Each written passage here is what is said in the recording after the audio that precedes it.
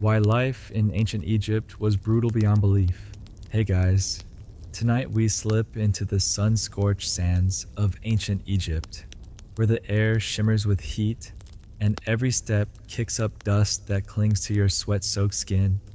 Picture yourself trudging along the Nile's muddy banks, your linen tunic plastered to your back, the river's murky water your only lifeline in a land that's as unforgiving as it is awe-inspiring. You're no pharaoh or priest, you're a farmer, a laborer, maybe a fisherman, scratching out a living in a world where the gods seem to have a grudge and the desert's always waiting to claim you. Spoiler alert, you probably won't survive this gig long, and even if you do, it's a brutal ride. So, before you get comfortable, take a moment to like the video and subscribe, but only if you genuinely enjoy what I do here. Drop a comment with your location and local time. I'm curious where you're chilling tonight.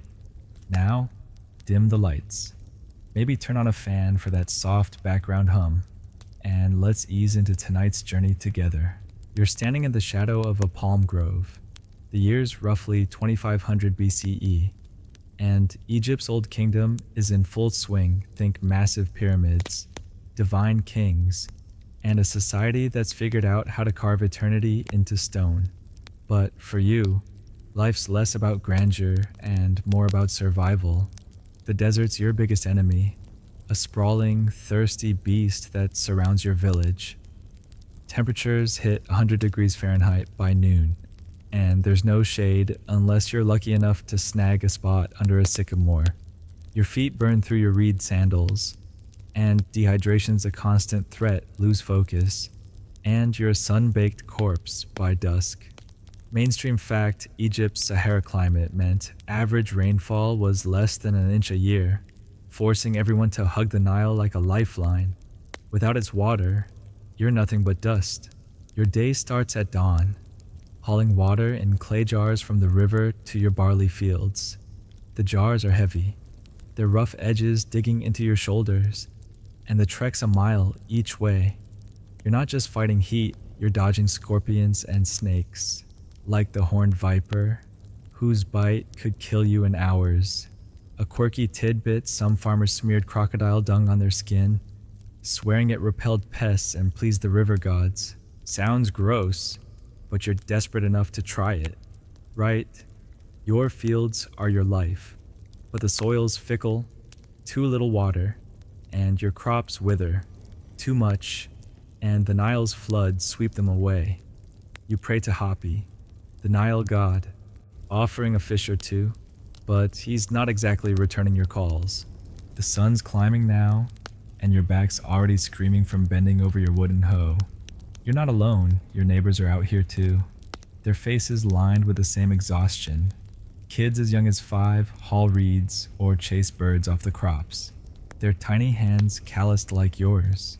Historians still argue whether this labor was communal spirit or just survival's grim necessity. Some say you shared the load out of love. Others say you had no choice in a land this harsh. Either way, you're all in it together, swapping stories of last year's drought or that time a hippo trashed old Khufu's barley patch. You crack a joke to keep spirits up. If the Nile forgets us, I'm moving to the desert, better view. Nobody laughs. Tough crowd. Your village is a cluster of mud brick huts, their walls cracked from the heat. Inside, it's dark and smoky, with a single reed mat for sleeping and a clay oven that doubles as your heater. You eat emmer wheat bread, maybe some onions if you're lucky, but meat's a rare treat unless you count the occasional Nile perch you snag with a bone hook. Your wife's weaving baskets nearby, her fingers raw from the reeds, while your kids play with clay figurines, oblivious to the vulture circling overhead. You're not starving, but you're always one bad harvest from it. The desert doesn't care about your dreams or your family. It's just waiting for you to slip up. By midday, you're drenched in sweat, your tunic stiff with dirt. You pause to splash Nile water on your face, but it's warm and smells like silt. You've heard whispers of Pharaoh's men building a pyramid miles away, and and you're grateful you're not one of those laborers yet. Their lives are even worse, crushed under stone blocks and overseers' whips. You mutter a quick prayer to Ra, the sun god, hoping he'll ease off the heat. Spoiler, he won't. Your life's a grind, and this is just the start. Another joke slips out. If Ra's this angry, someone forgot his offering. Your neighbor grunts, unimpressed. You're not winning any comedy awards today. The Nile's your only hope, but it's a moody ally. You check the riverbank for signs of the annual flood, your heart pounding. If it's too weak, your fields stay dry, too strong, and your hut's underwater. You've seen both, and neither's pretty. You're not just fighting nature, you're fighting time, racing to plant and harvest before the desert wins. Another quirky tidbit, some villagers tied amulets to their plows, believing they'd charm the soil into yielding more. You've got one, a chipped ankh, dangling from your belt. Does it work? Probably not, but it's better than nothing. You're already wondering if you'll make it through the season, and the day's not even half over. Welcome to Egypt, where every sunrise is a gamble, and you're never quite sure you'll see the next. You're still standing by the Nile's edge, the sun now a white-hot fist overhead. Your chipped ankh amulet swinging as you haul another jar of silty water to your fields. The river's your lifeline, but it's also a cruel master, deciding whether you eat or starve with its unpredictable floods. You squint at the water's surface, praying for signs of the annual inundation, Egypt's make or break moment when the Nile swells, dumping fertile silt on your fields. Too little, and your barley shrivels. Too much, and your village is a muddy ruin. Mainstream fact, the Nile's flooding cycle, peaking around July to September, was so vital that ancient Egyptians built Nilometer stone gauges to track its levels. With the records dating back to 3000 BCE, a bad flood could slash harvest by half, and you're one of those farmers betting your life on the river's mood. Your hands ache from gripping the jar's rough clay, and your back screaming from the endless trips between river and field. The air smells of wet earth and fish, with a faint whiff of the crocodile dung paste you smeared on earlier. Yeah, you're still hoping it keeps the bugs away. A quirky tidbit, some villagers swore by tossing lotus flowers into the Nile as offerings to Hapi, believing it coaxed a perfect flood. You've got a wilted bloom in your pocket, ready to chuck it in, but you're not holding your breath. The river's been stingy before, and you've seen neighbors lose everything when the flood didn't come. You mutter a quick prayer, half to Hapi, half to nobody, and keep moving. Across the bank, you spot other farmers, their tunics patched and faded, dragging wooden plows through the soil. Kids scamper nearby, tossing sticks to scare off ibises that peck at your seeds. Everyone's got that same tense look, eyes flicking to the river like it's a god about to pass judgment. You pause to wipe sweat from your brow, your reed hat barely shielding you from the sun. A memory hits last year's flood was weak, and you ate nothing but lentils for months, your kids crying for bread. You shake it off, but the fear's still there, gnawing like a rat. Historians still argue whether the Nile's floods bonded communities through shared rituals or just pitted you against each other in a scramble for survival. Some say it was unity. Others say it was every man for himself. You trudge back to the river, dodging a patch of reeds where a cobra might be hiding. The Nile's not just water, it's a beast. Home to hippos that can crush a boat and crocodiles that snatch kids who stray too close. You've seen it happen. A neighbor's boy gone in a splash, and the village mourned for days. You crack a joke to lighten the mood. If the Nile wants me, it'll have to catch me first. Your friend nearby snorts, but it's a weak laugh. Humor's hard when your stomach's empty and the river's playing games. You grab another jar, the clay warm as a fevered skin, and start the trek again. Your wife's back at the hut, grinding emmer wheat with a stone, her hands as rough as yours. You're both racing the season, hoping to store enough grain before the flood, or lack of it, wrecks you. The village buzzes with nervous energy. A woman kneels by the bank, chanting to Happy, her hands cupped around a clay figurine. You recognize her. She lost 2 kids to hunger after a bad flood 3 years ago. You want to believe the gods listen, but the Nile's got its own plans. Your Ankh amulet feels heavier, like it's mocking your hope. You've heard of pharaohs building temples to control the river's wrath, but you're no king, just a guy with a hoe and a prayer. Another quirky tidbit: some farmers carve flood predictions into palm trunks, thinking it tricked the Nile into behaving. You've scratched a line on a tree yourself, more out of habit than faith. Does it help? Nope. But it's something to do while you wait for the river to decide your fate. By afternoon, your shoulders are raw, and the sun's turned your tunic into a soggy rag. You pause to chew a stale hunk of bread, your only meal since dawn. The Nile's still low, and whispers are spreading another lean year could spark fights over the last scraps of silt-rich land. You've seen it before: neighbors turning on each other, hoarding water like gold. You crack another joke, half to yourself: if the Nile skips us, I'm fishing for hippos. It's grim, but it keeps you sane. Your kids are at home, probably chasing lizards or weaving reeds with your wife. You're doing this for them, but the river doesn't care about your family or your dreams. It's a giver of life and a taker of hope, and you're caught in its current, praying you don't drown. The day drags on, and you're back at the field, spreading manure with a wooden spade. The stench is brutal, but it's the only way to coax a decent crop from this stubborn soil. You glance at the Nile again, its surface flat and unyielding. You've got a month, maybe 2, before the flood's supposed to hit. Until then, you're stuck in this cycle hall: plant, pray, repeat.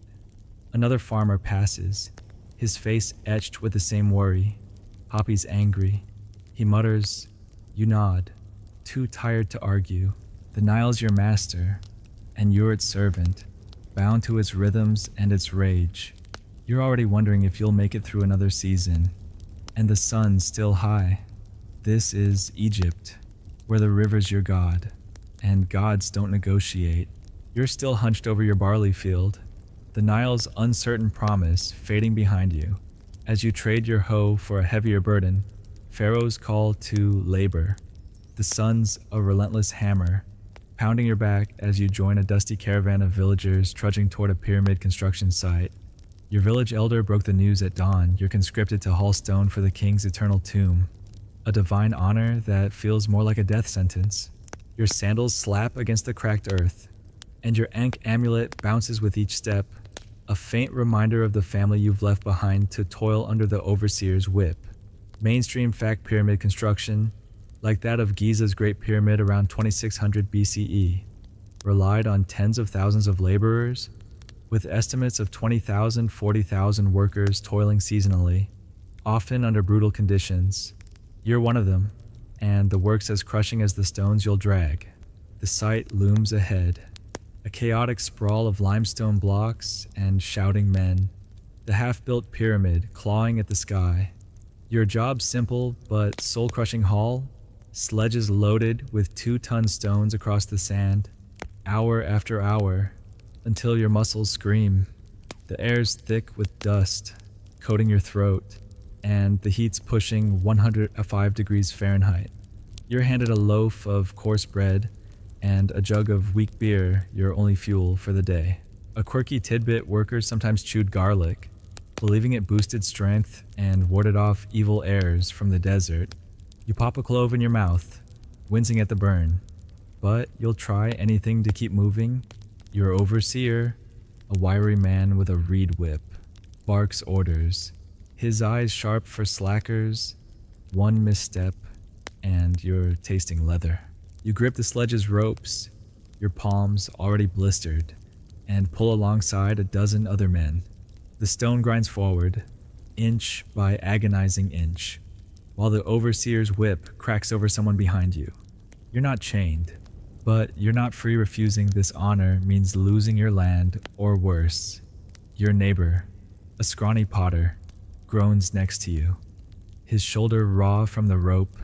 Pharaoh better enjoy his tomb, he mutters. You crack a joke to keep your spirits up. Maybe he'll invite us to the afterlife party, he snorts. But the laughter dies fast under the sun's glare. Historians still argue whether pyramid laborers were proud patriots serving their god king, or coerced peasants ground down by duty. Some say you felt divine purpose. Others say you just feared the whip. The day stretches into a blur of sweat and strain.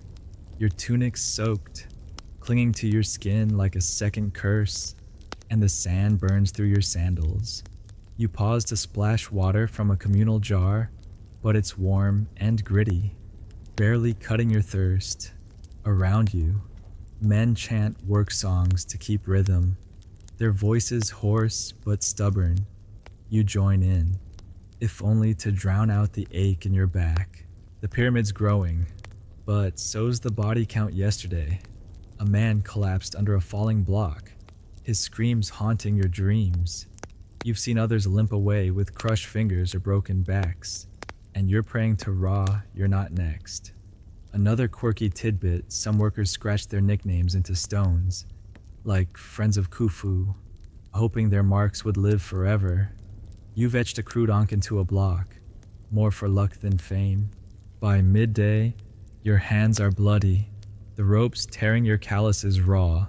The overseer shouts for a faster pace, his whip snapping the air. You're not building for glory, you're building to survive the day. Your family's back home, your wife weaving baskets, your kids chasing lizards, all counting on you to return. But the pyramid's a hungry god, devouring men like you. You crack another joke, half to yourself if I die here. Bury me with beer. The potter grunts, unimpressed. Humor's your shield, but it's cracking under the weight of this work. Your legs tremble as you pull, the sledges grind mocking your effort. You're not even halfway through the quota, and the sun's still climbing. The site's a living nightmare, with ramps slick from spilled water and scaffolds creaking under the strain. You've heard of men falling from the upper levels, their bodies carted away like broken tools. You stick to the ground, hauling and sweating, your world narrowed to the next step, the next breath. The overseer's whip finds a slow worker, and you flinch at the crack, keeping your head down. You're not here for Pharaoh's glory. You're here because the system owns you. Your village needs you back, but the pyramid needs you more, and it's not letting go easy. Another worker collapses, clutching his chest, and you look away, muttering a prayer to Osiris for him and for you. As evening nears, the air cools slightly, but your body's too wrecked to care. You're given another loaf and sent to a reed mat camp nearby, where you'll sleep under the stars, too exhausted to dream. The pyramid looms in the dusk, a monument to Pharaoh's power and your pain. You think of your fields, your wife's smile, the Nile's uncertain flood. You're not sure you'll make it back to them, but you cling to the thought like a lifeline. Another joke slips out, whispered to the dark. If Ra wants this pyramid, he can haul the next block. It's weak, but it keeps you grounded. You're just one man, crushed by stone and sun, and the day's not over yet. This is Egypt, where Pharaoh's dreams are built on your breaking back. You're back in your village, the pyramid's crushing labor a sore memory as you kneel by your barley field. But now you're facing a different kind of pressure, the god's unyielding gaze. The Nile's still a moody trickle, and a storm's brewing on the horizon, dark clouds swirling like an omen. You're not just a farmer, you're a worshiper, bound to appease Egypt's pantheon. From Ra's blazing sun to Sekhmet's bloodthirsty wrath, every gust of wind, every failed crop feels like divine judgment, and you're terrified of angering the deities who hold your life in their hands. Mainstream fact: ancient Egyptians worshipped over 2,000 gods and goddesses, with major deities like Osiris and Isis demanding daily rituals. as evidenced by temple inscriptions from 2500 BCE onward. You're caught in a world where pleasing the gods is as vital as breathing, and the stakes are brutally high. You trudge to the village shrine, a mud brick hut crammed with clay statues and flickering oil lamps. Your hands clutch a small offering, a loaf of emmer bread, and a wilted lotus flower, all you can spare. The air's heavy with incense, its sharp tang mixing with the stench of your crocodile dung paste, still clinging from your field days. You kneel before Happy's statue, muttering prayers for a strong flood, your voice shaky. A quirky tidbit: some villagers believe sneezing near a shrine angered the gods, so you'd hold your breath to avoid divine wrath. You're doing that now, your chest tight, half from fear, half from the smoky air. If Happy's displeased, your fields are doomed, and your kids go hungry. No pressure, right? The shrine's packed with neighbors, their faces etched with the same dread. A woman beside you offers a fish, its scales glinting in the lamplight, while a kid drops a reed basket at Anubis's feet, praying for a sick sibling. You've seen what happens when the gods turn away. Last year's locust swarm stripped fields bare, and the village blamed a blasphemous fisherman who forgot his offerings. Historians still argue whether these rituals united communities in faith or just fueled fear-driven conformity. Some say you worshipped out of love, others say you were coerced by terror. Either way, you're not risking divine anger. You place your bread on the altar, whispering, "Happy, don't ghost us." It's a weak joke, but it keeps your nerves steady. Outside, thunder rumbles, and you flinch, picturing Sekhmet, the lion-headed war goddess, prowling the storm. You've heard priests warn she sends plagues to punish the unfaithful, and you're not taking chances. You slip an Ankh amulet from your belt, yeah? The same chipped one from the fields, and tie it to the shrine's doorway, hoping it buys you favor. The priests, with their shaved heads and linen robes, watch from the shadows, their eyes sharp. They're your link to the gods, but they're also quick to point fingers if disaster strikes. You've seen them demand extra grain for appeasement rituals, and you're already stretched thin. Another quirky tidbit: some priests smeared honey on statues, believing it lured divine spirits. You're tempted to try it, but honey is rarer than a good harvest. Back home, your wife's weaving under a palm frond, her fingers nimble despite the calluses. She's muttering her own prayers to Hathor, goddess of motherhood, for your kids' safety. You join her, offering a clay figurine to the household shrine, a tiny Isis, chipped but precious. The gods are everywhere, in every breeze and shadow, and you're exhausted from keeping up. You crack a joke to lighten the mood if Sekhmet's mad. I'm blaming the guy who sneezed. Your wife rolls her eyes, but a smile flickers. Humor's your lifeline, even when the heavens feel like they're plotting against you. Your kids are asleep on a reed mat, oblivious to the storm brewing outside. You envy their peace, but you're too busy worrying about tomorrow's offerings. The storm hits at dusk, rain pelting your mud brick hut, the roof leaking in 3 places. You grab clay pots to catch the drips, your heart pounding. Is this Ra's anger or just bad luck? You've heard of villages wiped out by floods blamed on neglected shrines, and you're not about to let that happen. You dash to the Nile's edge, the rain soaking your tunic, and toss your lotus flower into the churning water, begging Happy for mercy. The river's rising, but is it enough? You're not a priest, just a farmer with a family to feed, and the gods don't seem to care about your struggles. Another joke slips out, half drowned by the rain. If Happy wants more, I'm out of flowers. It's grim, but it keeps you moving.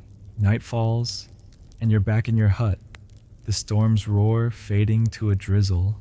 Your wife's still praying, her voice a soft hum, and you join her, clutching the Isis figurine. The gods are your masters, and you're their servant, bound by fear and faith. You've heard whispers of heretics who skipped rituals and lived, could they be right? You push the thought away. Doubting's a luxury you can't afford. Your fields, your family, your life all hinge on the god's whims. You're already dreading the next offering, the next storm, the next sign of divine displeasure. This is Egypt, where the gods rule with an iron fist, and you're just trying to stay on their good side, one shaky prayer at a time. You're still crouched in your leaky hut, the storm's drizzle fading as you clutch the chipped Isis figurine. But now a new fear creeps in your body's betraying you. The Nile's muddy water, your lifeline, is also a breeding ground for disease, and you're feeling it a gnawing ache in your gut, a feverish flush under your sweat-soaked tunic. You're no stranger to sickness. Everyone in the village has lost someone to the Delta's invisible killers. Whether it's the water you drank or the flies buzzing over your bread, something's got you. And the remedies are as brutal as the ailments. Mainstream fact. Ancient Egyptians faced rampant diseases like malaria and schistosomiasis, with archaeological evidence from mummies showing parasites in up to 65% of remains from 3000-1000 BCE. You're wading through a world where illness is a constant shadow, and survival's a gamble. You stagger to your feet, the hut's smoky air stinging your eyes, and reach for a clay jar of boiled water, your wife's attempt at keeping the bad spirits out. It tastes like silt, but you choke it down, hoping it'll calm your stomach. The village healer, a stooped woman with a linen headscarf, is your only hope, but her cures are a mixed bag. A quirky tidbit, healers often prescribe crocodile dung mixed with milk as a purifying drink, swearing it flushed out evil humors. You've seen it used, and the smell alone could wake Osiris.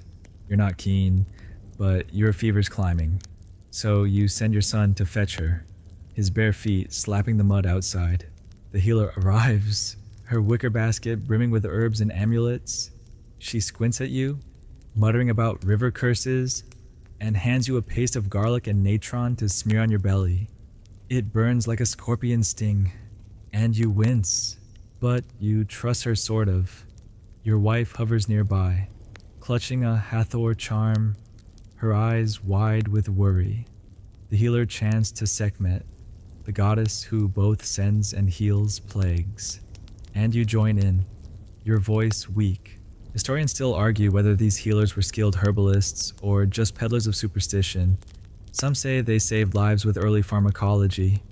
Others say their cures did more harm than good. Either way, you're desperate, and this paste is all you've got. Your gut twists harder, and you're sweating through your tunic, the reed mat beneath you damp. You've seen this before. Your neighbor's wife died last year, her body bloated from some waterborne pest. The village blamed a forgotten offering to Sobek, the crocodile god, but you're not so sure. You crack a joke to ease the tension. If Sekhmet's mad, she's got bad aim. Your wife glares, but the healer grunts, amused. Humor's your crutch, but it's wobbling under the weight of this fever.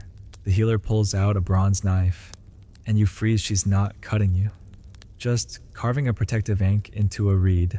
Still, the sight of that blade makes you think of the embalmer's tools, and you're not ready for that yet. The day drags on, and you're too weak to work the fields. Your wife takes over, her hands already rough from weaving, while your kids fetch water, their chatter muted by worry. You lie there, the hut's walls closing in, and try to focus on the healer's next trick, a bitter brew of willow bark and honey.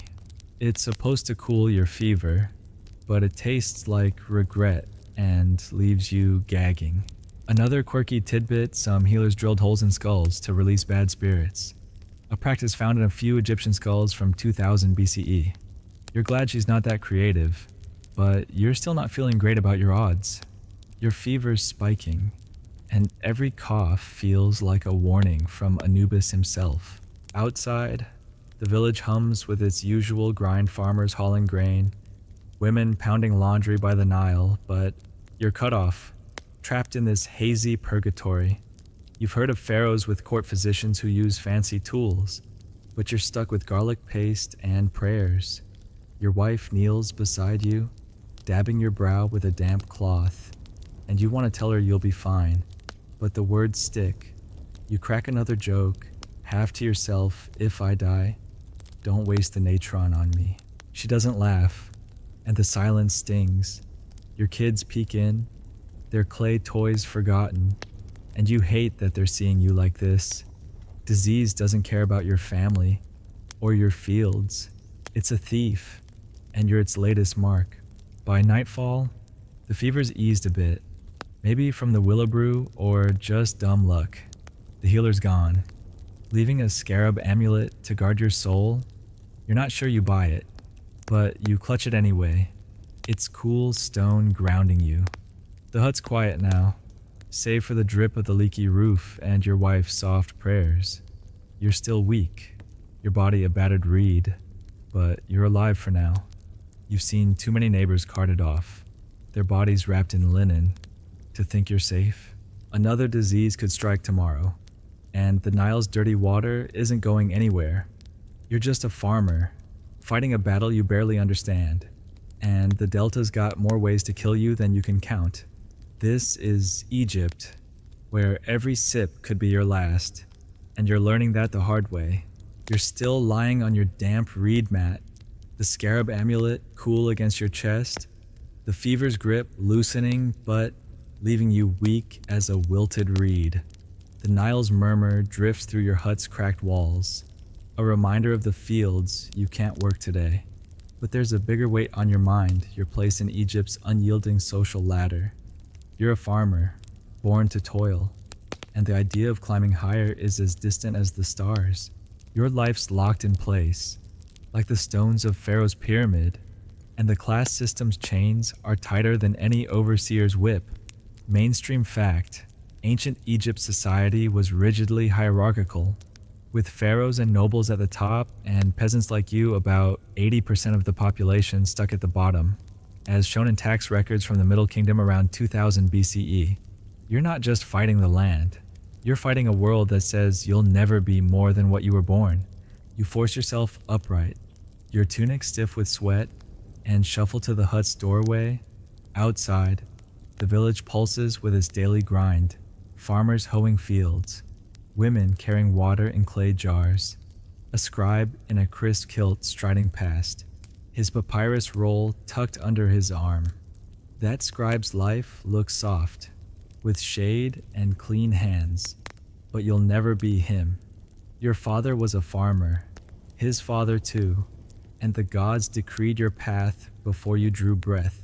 A quirky tidbit, some peasants painted their tools with blue lotus designs, believing it brought divine favor for a better life. You've got a faded lotus on your hoe, but it's not exactly opening doors to the palace. You're stuck, and the weight of that truth sits heavier than your fever. The scribe pauses to haggle with a potter, his voice sharp, while you lean against the wall, catching your breath. You've seen how the elite live, nobles in linen robes, sipping wine in shaded villas, while you choke down stale bread and beer. The gap's stark, and it stings. You've heard of rare cases, like a clever farmer's son becoming a scribe's apprentice, but that's a fairy tale. Your kids are out there now, chasing birds off the crops. Their futures already mapped more fields, more sweat. Historians still argue whether this rigid system kept Egypt stable or crushed ambition. Some say it ensured order. Others say it bred resentment under the surface. You're not plotting rebellion, but you feel the unfairness every time a tax collector eyes your grain. Speaking of taxes, you spot one now. A burly man with a bronze amulet, checking a neighbor's harvest.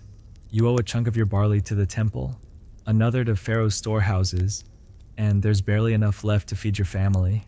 You mutter a prayer to Mat, goddess of balance, but balance feels like a cruel joke. You crack a joke to shake the gloom. If Mat's fair, she owes me a villa. Your wife, grinding wheat nearby, shoots you a look. She's heard that one before. Humors your escape, but it doesn't fill your granary or lift you above your station.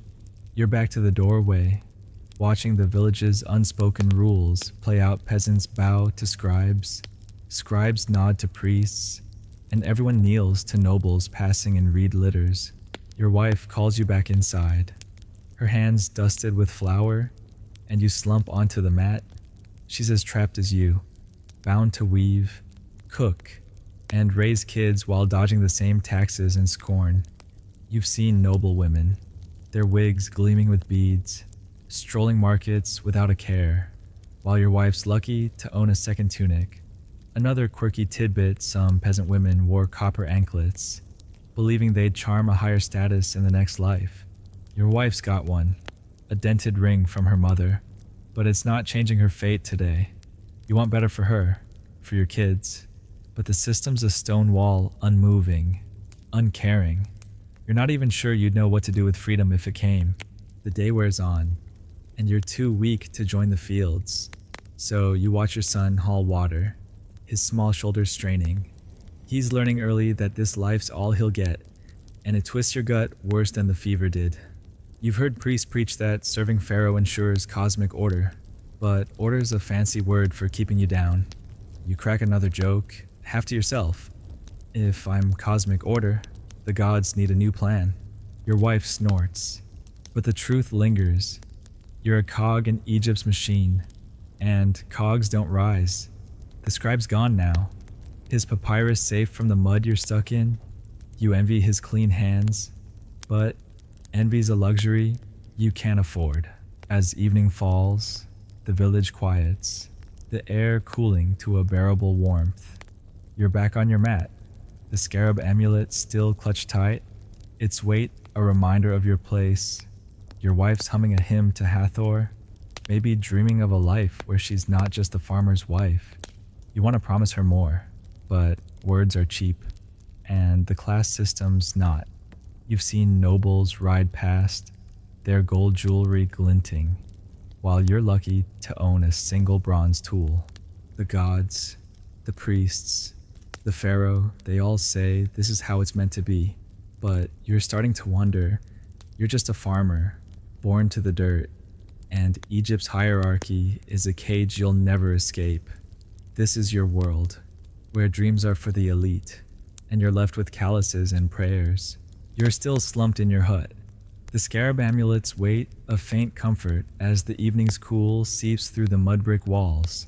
But a new dread settles in. You've crossed a line, and justice in Egypt is as swift as it is merciless.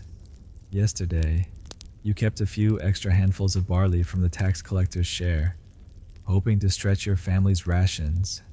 Now, a neighbor's loose tongue has betrayed you, and the village elder's men are coming, their sandals crunching outside. You're no thief in your heart, but Egypt's laws don't care about your hunger or your kids' gaunt faces. Mainstream fact: ancient Egyptian justice was harsh, with records from the New Kingdom around 1500 BCE showing punishments like flogging, mutilation, or death for crimes as minor as theft or tax evasion. You're about to face a system that crushes first and asks questions later. You stand, your legs shaky from the fading fever, and peer through the doorway. Two men approach, one clutching a reed whip, the other a clay tablet etched with your name. The air smells of dust and your wife's fresh baked bread, a cruel reminder of what you're fighting for. Your wife grabs your arm, her copper anklet clinking, her eyes wide with panic. You mutter a prayer to Maat, goddess of justice, but her scales feel tipped against you. A quirky tidbit: some villagers tied knots in reeds before trials, believing it bound bad luck. You've got a knotted reed in your pocket, but it's not exactly a shield against what's coming. The men barge in, their voices sharp, accusing you of stealing from Pharaoh's granary, a crime that could cost you your hands. The whipman orders you outside, and you stumble into the village square, where a crowd's gathering, their whispers like flies buzzing. The elder, a stern man in a linen kilt, stands by a wooden post, his bronze amulet glinting. You're no stranger to this post last month. A fisherman was lashed here for cursing a priest. Historians still argue whether Egypt's justice system was a pillar of order or a tool of oppression. Some say it kept society stable. Others say it terrorized the poor to protect the elite. You're feeling the terror now, your heart pounding as the elder reads your crime, withholding grain, defying Matt. You want to explain your kids were starving, but words won't save you. You crack a joke to steady yourself if Matt's scales break. I'm blaming the barley. The crowd's silent, their eyes cold.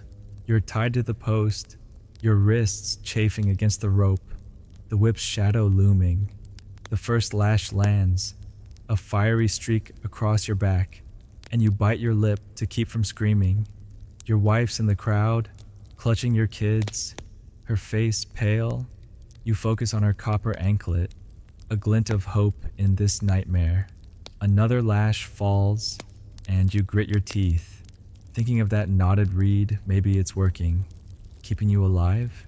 The elder's voice drones on, listing your punishment: 10 lashes and a double tax next harvest. It's brutal, but you're lucky stealing could have cost you a hand or your life. Another quirky tidbit: some judges burn papyrus with the guilty's name, believing it cursed their soul. You're glad this elder's not that dramatic, but the whip's bad enough. The lashes end, and you're untied. Your back a map of pain. The crowd disperses, some muttering pity, others scorn. You stagger back to your hut, your wife supporting you, her hands gentle but trembling. Inside, you collapse on the reed mat, the scarab amulet digging into your chest. Your kids are quiet, their clay toys forgotten, and you hate that they saw you broken. You crack another joke, half to them next time. I'll hide the barley better. Your son giggles, but your wife's eyes are wet. Humor's your crutch, but it's not healing the welts or the shame. You're alive, but the system's marked you, and every grain you grow now feels like it belongs to someone else. Night falls, and you're too sore to move. The hut's smoky air stinging your wounds. Your wife dabs them with a cloth soaked in natron water, her touch careful but firm. You've heard of nobles dodging punishment with bribes, but you're just a farmer, and justice doesn't bend for you. The elder's men will watch you now, their tablets ready to tally your next mistake. You think of the fisherman, his back scarred like yours, and wonder if he's still cursing priests. Another joke slips out, whispered to the dark. If Maud's fair, she's got a weird sense of humor. It's weak, but it keeps you grounded. Your family's huddled close, their warmth a reminder of why you endure. The village sleeps, but you're awake, staring at the cracked ceiling.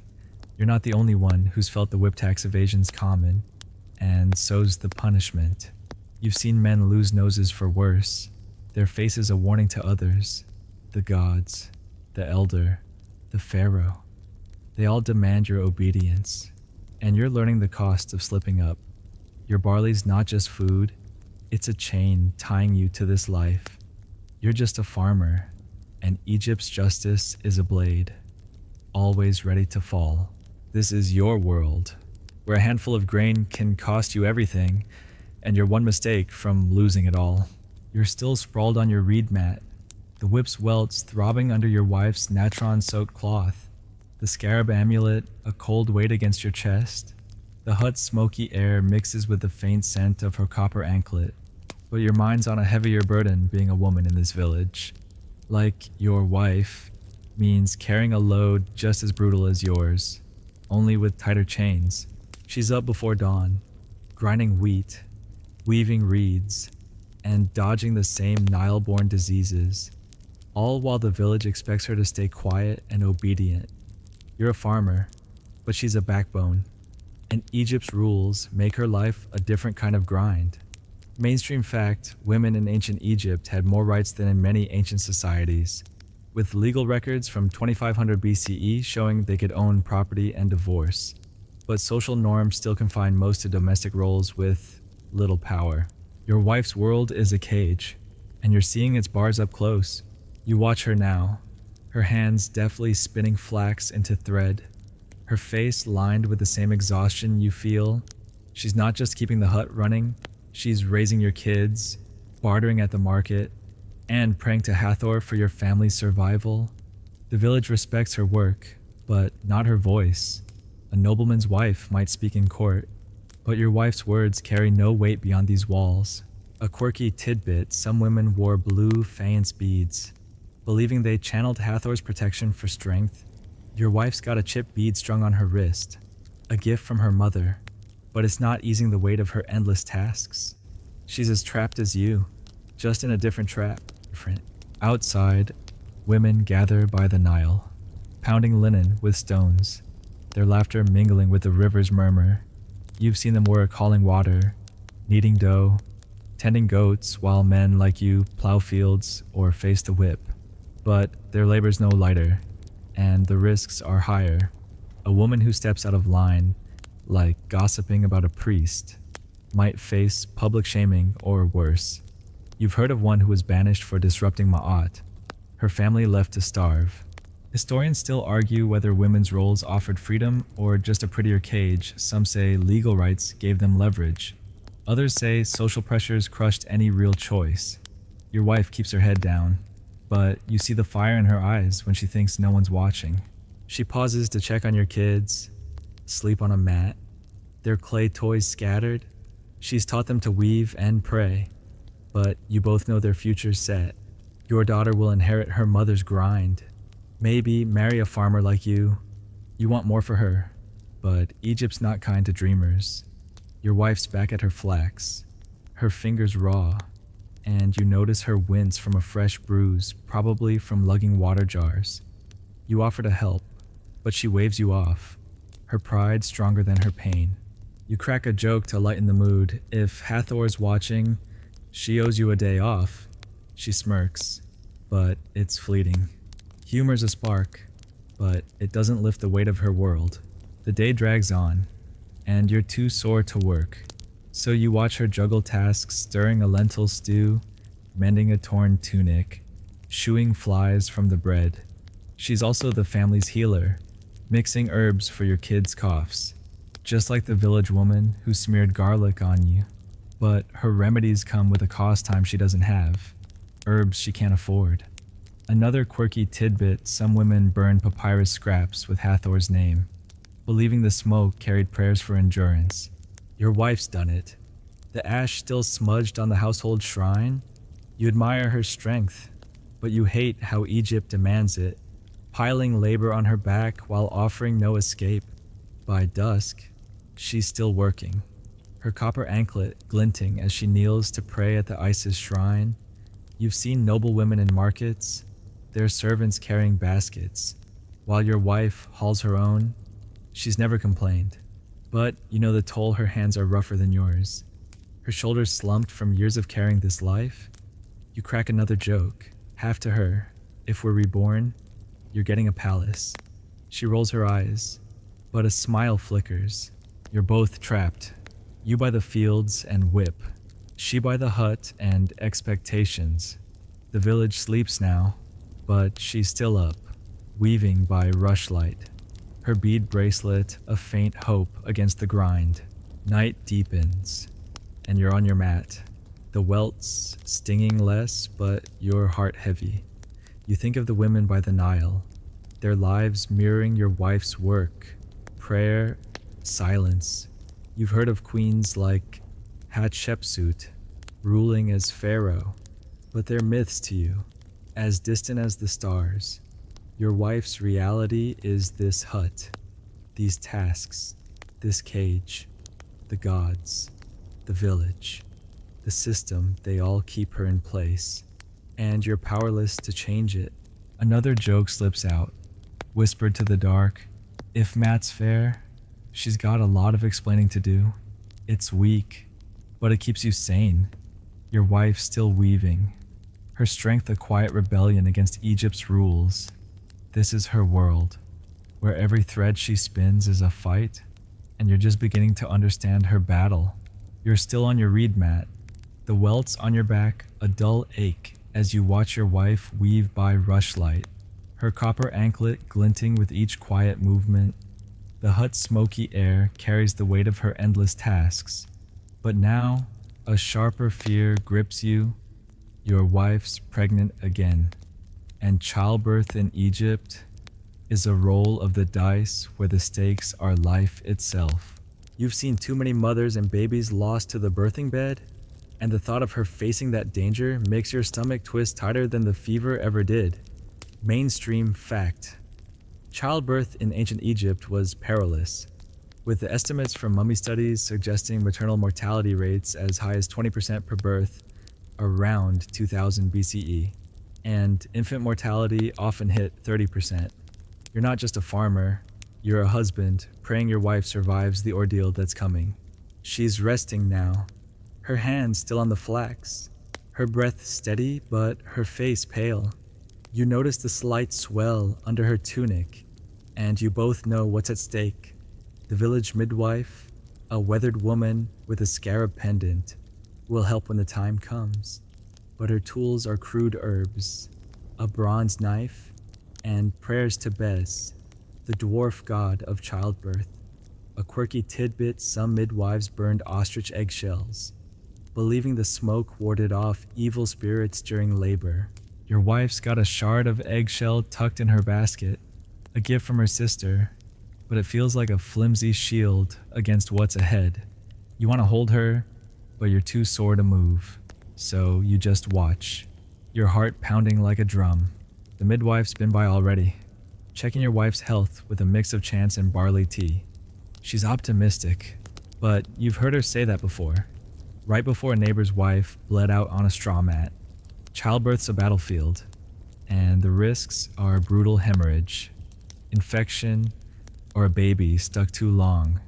You've seen the aftermath, the village mourning a mother or a tiny body wrapped in linen. Historians still argue whether midwives were skilled practitioners or reliant on superstition.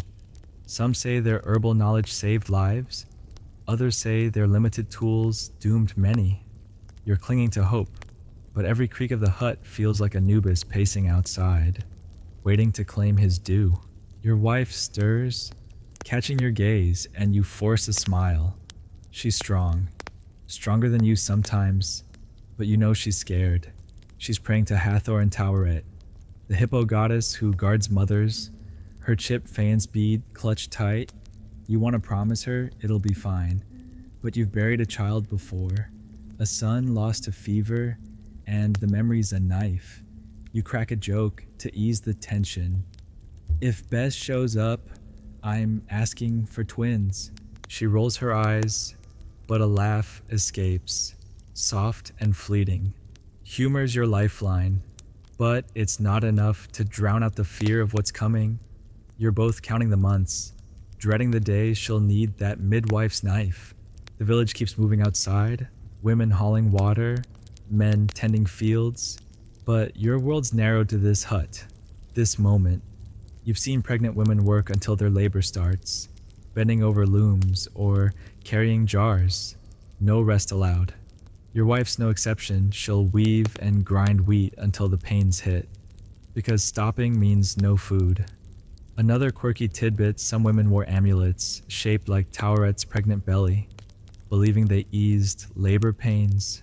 Your wife's got one, a clay charm strung on flax, but you're not sure it'll help when the real fight begins. You're praying to every god you know, but the gods have a habit of looking the other way. By night, the hut's quiet, your kids asleep, their clay toys scattered like offerings. Your wife's humming a hymn to Hathor, her voice a fragile thread in the dark. You're too weak to join her prayers, but you clutch the scarab amulet, its edges worn from your grip. You've heard of noble women birthing in shaded rooms with court physicians, but your wife's got a straw mat and a midwife who smells of garlic. The risk's the same for everyone, though death doesn't care about class. You crack another joke, half to yourself if Taweret's busy. I'm bribing Bes with beer. It's weak, but it keeps you sane. Your wife's pregnancy is a blessing and a curse, a hope wrapped in danger, and you're powerless to protect her. The stars peek through the hut's cracks, and you're awake, staring at the ceiling. You think of the women who didn't make it, their names whispered in village prayers. Your wife's mother survived 3 births, but her sister didn't, and the memory haunts you both. You're not just fighting the Nile or the whip. Now you're fighting a system where childbirth's a gamble, and the odds are cruel. Your wife's asleep now, her hand on her belly, and you want to believe she'll be okay. But Egypt's a harsh place, and the birthing bed's no exception. Another joke slips out, whispered to the dark. If Anubis wants her, he'll have to get through me. It's desperate, but it's all you've got. This is your world, where love means fearing loss, and you're bracing for the fight of your life. You're still huddled in your hut, the scarab amulet's edges biting into your palm as you watch your pregnant wife sleep, her chipped fan's bead glinting in the moonlight. The fear of childbirth lingers, but now a darker shadow falls: slavery, a fate worse than your own grueling life, where every shred of freedom is stripped away. You're a farmer, low but free, but the village whispers of those who aren't captives, debtors, or the unlucky born into bondage, toiling under Egypt's merciless sun. You've seen them, their eyes hollow, and the thought of slipping into their world chills you worse than the fever ever did.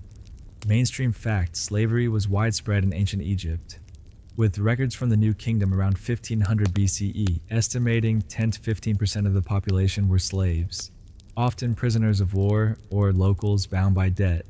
You're one bad harvest from the fate, and it's a brutal reality you can't ignore. You ease yourself up, the welts on your back protesting, and step outside to clear your head.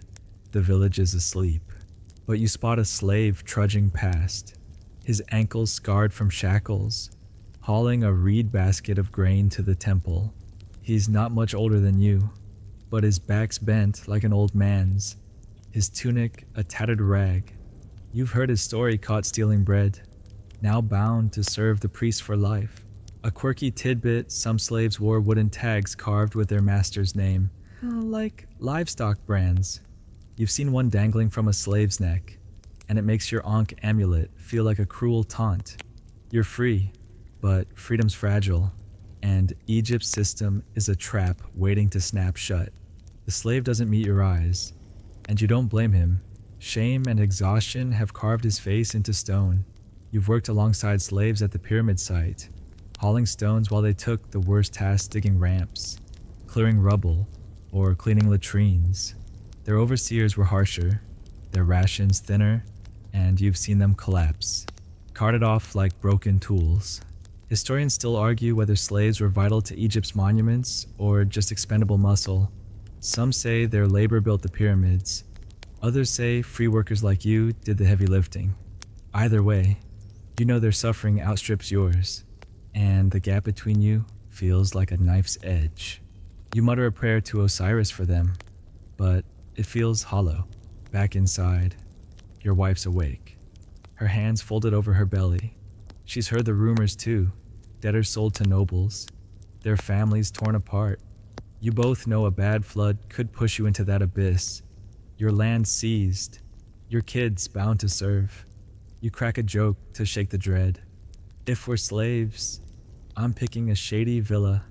She doesn't smile, her eyes fixed on the Isis shrine.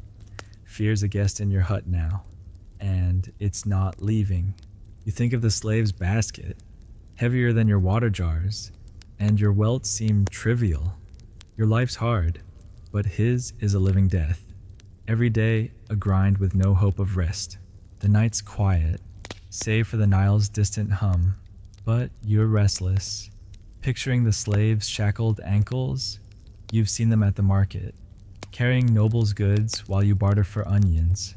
They don't speak, don't laugh, their lives owned by someone else's whim.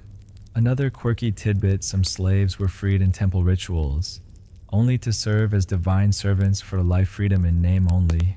You've heard priests boast about it, but you're not fooled. Your wife's praying again, her voice a soft plea to Hathor, and you join her, clutching the scarab. You're not enslaved, but the threat's always there. A shadow cast by every tax, every debt, every mistake. You lie back on the mat, your wife's warmth beside you, but sleep won't come. You've seen slaves whipped worse than you, their backs a lattice of scars, and you've heard of runaways hunted by dogs. The village elders' men are quick to bind anyone who falters, and you're still stinging from your own punishment. You crack another joke, half to yourself. If I'm sold, I'm picking a master with better beer. It's grim, but it keeps you sane. Your kids are asleep. Their clay toys a reminder of what you're fighting for. You're not a slave, but you're not far from it. And Egypt's system doesn't care about your dreams or your family. Dawn's creeping closer, and you're still awake. The hut's cracks letting in the first gray light. You think of the slave, maybe sleeping on cold stone. No wife to hold, no kids to love. Your life's brutal fields, whips, taxes, but his is a void, and the contrast hits hard. You've heard of pharaohs freeing slaves for show, but that's not your world. You're just a farmer, one step above the shackled, and every choice you make is a gamble to stay free. Another joke slips out, whispered to the dark. If Osiris weighs my heart, I'm blaming the tax man. It's weak, but it grounds you. This is Egypt, where freedom's a thread that can snap, and you're clinging to it with everything you've got. You're still lying on your reed mat, the scarab amulet a faint pressure as dawn's gray light seeps through the hut's cracks. But a new dread stirs, war's shadow looms, and you've been called to fight for Pharaoh. The village elder's messenger came at first light, his clay tablet naming you for a campaign against Nubian rebels. You're no soldier, just a farmer with a hoe. But Egypt's battles don't care about your fields or your pregnant wife's worried eyes. You're conscripted, and the thought of facing spears and arrows with little more than a leather shield makes your stomach churn worse than the fever ever did. Mainstream fact, ancient Egypt's military campaigns, especially during the New Kingdom around 1500 BCE, relied heavily on conscripted peasants, with records showing armies of 20,000 men, many untrained, sent to secure borders or expand trade routes. You're one of those men, and war's a brutal gamble you didn't choose. You rise, your welts stinging, and grab a sickle, your only weapon, better suited for barley than battle. Your wife's awake, her chipped faience bead trembling as she packs you a loaf of bread and a clay jug of beer. The air smells of her lentil stew, a cruel reminder of the home you might not see again. A quirky tidbit, some conscripts tied falcon feathers to their belts, believing Horus, the war god, would guide their aim. You've got a frayed feather tucked in your tunic, but it feels like a child's toy against the bloodshed ahead. You kiss your kids' foreheads, their clay toys scattered, and step outside, your heart heavy as the Nile's silt. The village square buzzes with conscripted men, their faces grim under reed hats. A scribe reads orders, his papyrus crisp, while a captain in a linen kilt hands out spears flimsy wood with chipped bronze tips. You're given a shield, its leather cracked, and told to march south by noon. You've heard of Nubian warriors, their bows deadly, and your training's a joke, a day's drill with sticks.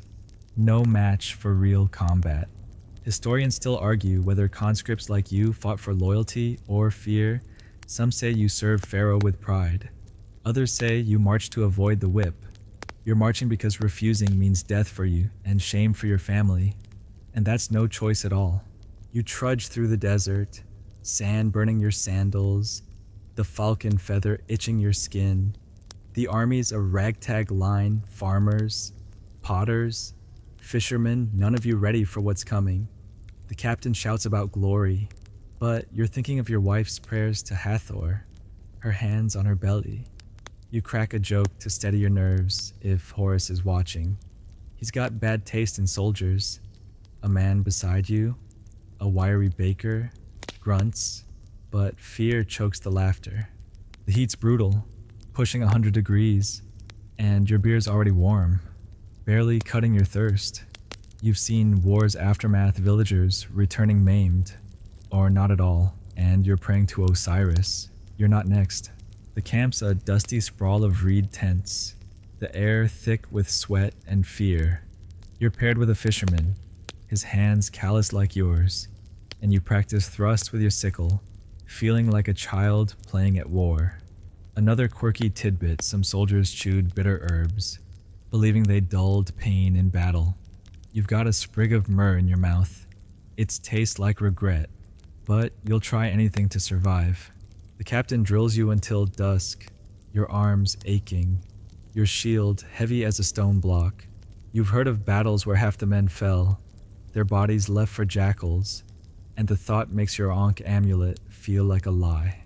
Night falls, and you're on a mat under the stars. The desert cold now, your breath visible. The fisherman mutters about his kids, and you share your bread, swapping stories of the Nile to drown out the dread. You think of the pyramid laborers, the slaves. The whips sting war's just another way Egypt grinds you down. You crack another joke, half to him. If I die, tell Pharaoh I want a better shield. He snorts, but the silence returns, heavy as the spears beside you. Your wife's face haunts you, her copper anklet glinting in your mind. You're not fighting for glory, you're fighting to get home, but the odds are as cruel as the desert sun. The march resumes at dawn, your sandals fraying, the falcon feather limp with sweat. You've heard whispers of Nubian ambushes, arrows piercing leather like papyrus. Your sickle's no match, and your shield's a frail hope. The captain's promises of loot mean nothing, you just want to see your kids chase lizards again. Another man collapses, heat stroke claiming him, and you step over his body, muttering a prayer to Anubis. You're not a warrior, just a farmer with a family, and war's a beast that doesn't care. Another joke slips out, whispered to the sand. If Horus wants me, he'll have to aim better. It's desperate, but it keeps you moving. This is Egypt, where Pharaoh's battles are fought with your blood, and you're one spear thrust from losing everything. You're still trudging through the desert, your sickle heavy in your hand, the falcon feather wilted against your tunic as the army camps under a merciless sun. But now, a new threat gnaws at you: famine, a silent killer that makes war's spears seem kind. The Nubian campaign's been delayed by sandstorms, and your rations stale bread and sour beer are running thin.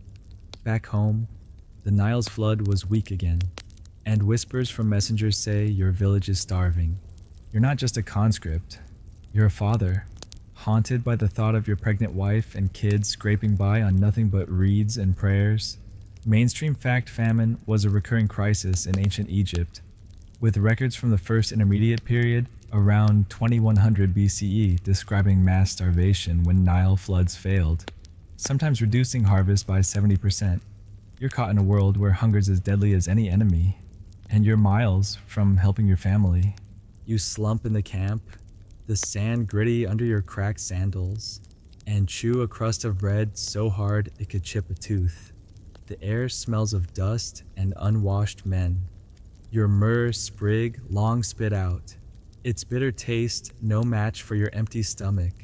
A quirky tidbit: some Egyptians ate lotus roots during famines, believing they pleased Hapi and staved off hunger. You've got none here, just a memory of your wife boiling them last year when the barley ran out. Your belly's growling, and every bite you take feels stolen from your kids, who might be foraging by the Nile right now, their small hands digging for anything edible. The fisherman beside you, your campmate, shares a dried fig, his face gaunt. You've both seen famine's toll villages where kids stop playing, their ribs sharp under skin, and elders left to die so the young could eat. Historians still argue whether famines forged community resilience or tore Egypt apart. Some say neighbors shared scraps. Others say theft and violence spiked when granaries emptied. You're leaning toward the latter, remembering a neighbor who knifed another over a sack of lentils. You crack a joke to dull the fear. If Hoppy's holding out, I'm eating my shield. The fisherman grunts, too hungry for laughter. Humor's your crutch, but it's crumbling when your stomach's this empty. You're ordered to march again. Your legs weak, the sickle a dead weight. The captain promises supplies at the next oasis, but you've heard that lie before. Your thoughts are on your wife, maybe bartering her copper anklet for a handful of grain, or your kids chewing acacia pods, their faces pinched with hunger. You've seen famine kill slowly first the weak, then the stubborn, until whole families vanish. Another quirky tidbit: some villagers buried famine offerings, clay jars with seeds, hoping to coax Hoppy's flood next year. You've buried one yourself, under your hut's floor, but it's not feeding anyone now. You mutter a prayer to Osiris, not for your soul, but for your family's survival. The desert stretches endless, the heat sucking your strength, your shield dragging like a stone. You spot a conscript scavenging a dead lizard, its flesh barely enough for a bite. You look away, your stomach lurching, but you're not far from that desperation. Back home, your wife's probably scavenging too, maybe risking the Nile's crocodiles to fish with a reed net. You've heard of villages raiding each other for food, and you pray yours hasn't turned to that. You crack another joke, half to yourself: if I starve. I'm haunting the granary first. It's grim, but it keeps you moving, one shaky step at a time. The falcon feather a mockery of hope. Night falls, the camp a sprawl of shivering men under thin cloaks. You're given a half-ration moldy bread, no beer, and you force it down, thinking of your kids, the fisherman's coughing, his strength fading, and you share your last sip of water, knowing it might cost you later. You've heard of famines lasting years, whole regions abandoned, their people bones in the sand.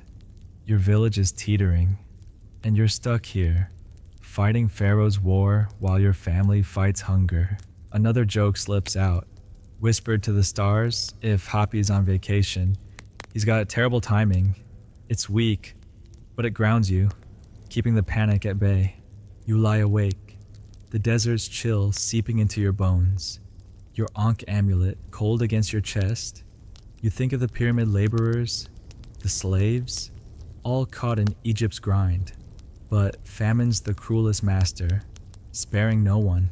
You've seen nobles hoard grain while peasants like you begged, their villas untouched by the hunger you're drowning in. Your wife's face haunts you, her chip bead a fading light. You're not just fighting Nubians, you're fighting a system where a weak flood can kill your family, and you're too far to save them. This is Egypt, where the Nile's whims decide who lives, and you're learning hunger's bite is sharper than any spear.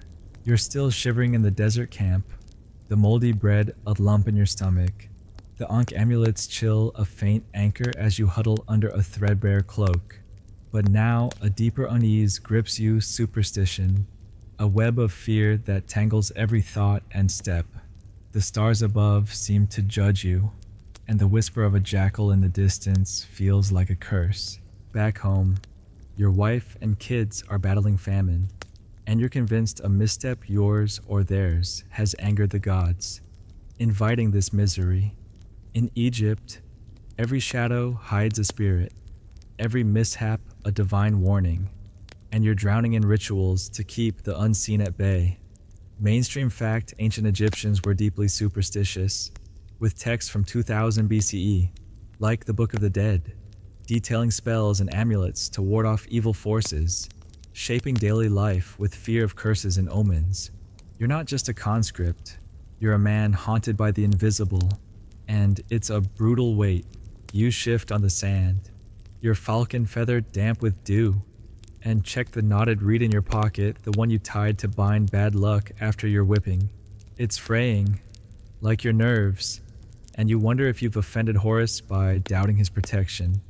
A quirky tidbit: some Egyptians wore scarab rings turned backward, believing it confused evil spirits. You flipped your scarab amulet tonight, its carved beetle facing your chest, hoping it tricks whatever's cursing your luck. The fisherman, your campmate, is muttering prayers to Thoth, his fingers tracing a clay charm. You're all scared, and the desert's vastness only amplifies the sense that something's watching, waiting for you to slip up. Back home, you know your wife's burning papyrus scraps at the Isis shrine, her chipped fanspeed clutched tight, warding off famine's evil eye. You've seen the village react to omens a dead ibis by the Nile sparked a week of fasting. Blame for a weak flood? Historians still argue whether superstition gave Egyptians control, or just paralyzed them with fear. Some say rituals built resilience. Others say they trapped you in cycles of panic. You're leaning toward panic, especially now, miles from home, where every gust feels like Sekhmet's breath. You crack a joke to shake the dread. If Thoth's taking notes, he's got a long list on me. The fisherman grunts, too spooked to laugh. Humor's your shield, but it's dented against this creeping fear. You've got a ritual of your own before sleeping. You spit into the sand, a trick your father taught to ground bad spirits. It's nonsense, but you do it anyway, just like you pray to Ra each dawn. Even when the sun feels like a curse, the army's full of superstitions. A man nearby won't eat fish, fearing it angers Sobek, and another buries his spear's tip at night to hide it from Anubis. You've heard of soldiers refusing to march under a full moon, convinced it's a death omen. Another quirky tidbit, some conscripts carved Ankh symbols into their shields, believing they deflected arrows. Your shield's got a scratched Ankh, but you're not betting your life on it. You're scared, and the gods feel closer and angrier than ever. The camp's quiet now, save for the fisherman's prayers and a distant cough. You think of your wife, maybe chanting to Hathor to protect her unborn child, or your kids tying reeds into protective knots. You've taught them to fear black cats and broken mirrors, just as you do, and it hurts to think they're growing up in this web of dread. You crack another joke, half to yourself. If Sekhmet's mad, I'm offering her my rations. It's weak, but it keeps the panic from swallowing you. Your myrrh sprig's gone, but you chew a dry twig, hoping it's enough to please some god. Any god. The stars are merciless, and you're wondering if your family's suffering because you forgot an offering. Morning looms, and you're ordered to march again. Your sickle heavy, your shield a frail hope. A raven lands nearby, and the men whisper it's Anubis's spy. You shoo it away, your heart racing, and check your flip scarab still backward, still safe. You've heard of villages blaming witches for famines, their homes burned, and you pray your wife's not caught in that madness. Another joke slips out, muttered to the sand. If Anubis wants me, he'll need better birds. It's desperate, but it grounds you. Superstition's a chain, heavier than your conscript's duty, and you're tangled in it. Every step a plea to unseen forces. The desert stretches, and you march. Your knotted reed, a talisman against the unknown. You think of the pyramid laborers, the slaves, all bound by fear of gods and omens, just like you. Your wife's prayers, your kids' knots, they're fighting the same battle, and you're too far to help. Egypt's a land where every shadow's a threat, and you're just a farmer, clutching amulets against a world that feels cursed.